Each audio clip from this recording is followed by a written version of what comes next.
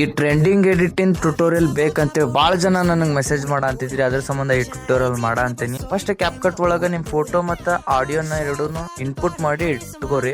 Audio ಮ್ಯಾಗ click ಮಾಡಿ auto beat generate ಮಾಡ್ಕೋರಿ. ಆಟೋ ಬೀಟ್ ಜನರೇಟ್ ಮಾಡ್ಕೊಂಡ್ರೆ ನಮ್ಗೆ ಹೆಲ್ಪ್ ಆಕೈತಿ ಕರೆಕ್ಟ್ ಕ್ಲಿಪ್ ಇದ್ದಲ್ಲೇನ ಫೋಟೋನ ಆ್ಯಡ್ ಮಾಡಾಕ. ಜನರೇಟ್ ಆಗಾಕ ನಿಮ್ಮ ಕಡೆ ಸ್ವಲ್ಪ ಲೋಡ್ ಮಾಡ್ತೈತಿ. ನಾ ಅದನ್ನ ಫಾಸ್ಟ್ ಮಾಡೇನಿ. ಜನರೇಟ್ ಆದ್ಮ್ಯಾಗ ಕರೆಕ್ಟ್ ಬೀಟಿಗೆ ತಕ್ಕಂಗ ನಿಮ್ದು ಒಂದೊಂದು ಫೋಟೋ ಕ್ಲಿಪ್ನ ಬೀಟಿಗೆ ಕರೆಕ್ಟ್ ಆಗಿ ನೀವು ಸ್ಟಾಪ್ ಮಾಡ್ಕೋಬೇಕು. ನೀವು ಕರೆಕ್ಟ್ ಬೀಟಿಗೆ ತಕ್ಕಂಕ ಏನ್ರ ಇಟ್ಕೊಂತ ಬಂದ್ರೆ ನಿಮ್ದು ಎಡಿಟಿಂಗ್ ಅಷ್ಟು ಚಲೋ ಆಗ್ತೈತಿ. ಎಲ್ಲಾ ಫೋಟೋನು ಬೀಟಿಗೆ ತಕ್ಕಂತ ಇಟ್ಕೊಂತ ಹೋಗ್ರಿ. ಅಕಸ್ಮಾತ್ ನಿಮ್ಗೆ ಫೋಟೋ ಕಮ್ಮಿ ಬಿದ್ರೆ ಮತ್ತೆ ಸ್ಟಾರ್ಟಿಂಗ್ ನಿಂದ ಅದನ್ನ ಕಾಪಿ ಮಾಡ್ಕೊಂತ ಹೋಗ್ರಿ.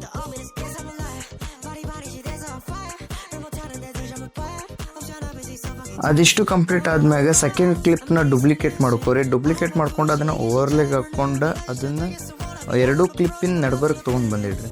ತೊಗೊಂಬಂದಿಟ್ಟ ಅದ್ರ ಸ್ಯಾಚುರೇಷನ್ ಎಷ್ಟು ಇಡ್ತೀರ ಅಂದ್ರೆ 4 ಸೆಕೆಂಡ್ ಇಡ್ರಿ. 0.4 ಸೆಕೆಂಡ್ ಕರೆಕ್ಟಾಗಿ 0.4 ಸೆಕೆಂಡ್ ಇಟ್ಕೋರಿ. ಇಟ್ಕೊಂಡ್ಮ್ಯಾಗ ಆಟೋ ಬ್ಯಾಕ್ಗ್ರೌಂಡ್ ರಿಮೂವರ್ ಒಳಗೆ ಹೋಗಿ ಆಟೋ ರಿಮೂವರ್ ಮೇಲೆ ಕ್ಲಿಕ್ ಮಾಡಿ ಬ್ಯಾಕ್ಗ್ರೌಂಡ್ ರಿಮೂವ್ ಮಾಡ್ಕೊಂಡು ಲಾಸ್ಟಿಗೆ ಒಂದು ಕೀ ಫ್ರೇಮ್ ಇಡ್ರಿ. ಸ್ಟಾರ್ಟಿಂಗ್ ಕೀ ಫ್ರೇಮ್ ಇಡ್ಬೇಡ್ರಿ. ನೀವು ನಿಮ್ಮ ಫೋಟೋ ಮೇಲೆ ಕ್ಲಿಕ್ ಮಾಡಿ ತಳಗಡೆ ಹಿಂಗೆ ಸರ್ಚ್ಬಿಟ್ರೆ ಸಾಕು, ಅಲ್ಲೊಂದು ಕ್ರಿಯೇಟ್ ಆಕೈತಿ. ಗ್ರಾಫ್ ಒಳಗೆ ಹೋಗಿ ನೀವು ಲೈನರ್ನ ಚೂಸ್ ಮಾಡ್ಕೋರಿ. ಯಾಕಂದ್ರೆ ಲೇಟಾಗಿ ಸ್ಮೂತಾಗಿ ಬರ್ಬೇಕು. ಲೈನರ್ನ ಚೂಸ್ ಮಾಡ್ಕೊಳ್ಬೇಕು ನೀವು. ಈಗ ಇದೇ ಸೇಮ್ ಮೆಥಡ ಮಾಡ್ಬೇಕು. ನೀವು ಡೂಪ್ಲಿಕೇಟ್ ಮಾಡ್ಕೋರಿ, ಓವರ್ಲೆಗ್ ಹಾಕೋರಿ, ಬ್ಯಾಕ್ಗ್ರೌಂಡ್ ರಿಮೂವ್ ಮಾಡ್ಕೋರಿ, ಕೀ ಫ್ರೇಮ್ ಇಡ್ರಿ. ಎಲ್ಲ ಕ್ಲಿಪ್ಪಿಗೂ ಮಾಡ್ಕೊಂತ ಹೋಗ್ಬಿಡ್ರಿ. ನಾನೀಗ ಈ ವಿಡಿಯೋ ಫುಲ್ ಫಾಸ್ಟ್ ಮಾಡ್ತೇನೆ ಯಾಕಂದ್ರೆ ಭಾಳ ಟೈಮ್ ಆಗ್ತೈತಿ. ಅದೆಷ್ಟೆಲ್ಲ ಆತ್ಮ್ಯಾಗ ಅನಿಮೇಷನ್ ಹಾಕೋದು ಒಂದ ಬಾಕಿ ಇರ್ತೈತಿ. ಫಸ್ಟ್ ಕ್ಲಿಪ್ಪಿಂದ ಅನಿಮೇಷನ್ ಒಳಗೆ ಹೋಗಿ ಅನ್ಫೋಲ್ಡ್ ಅನಿಮೇಷನ್ನ ಕ್ಲಿಕ್ ಮಾಡ್ಕೋರಿ.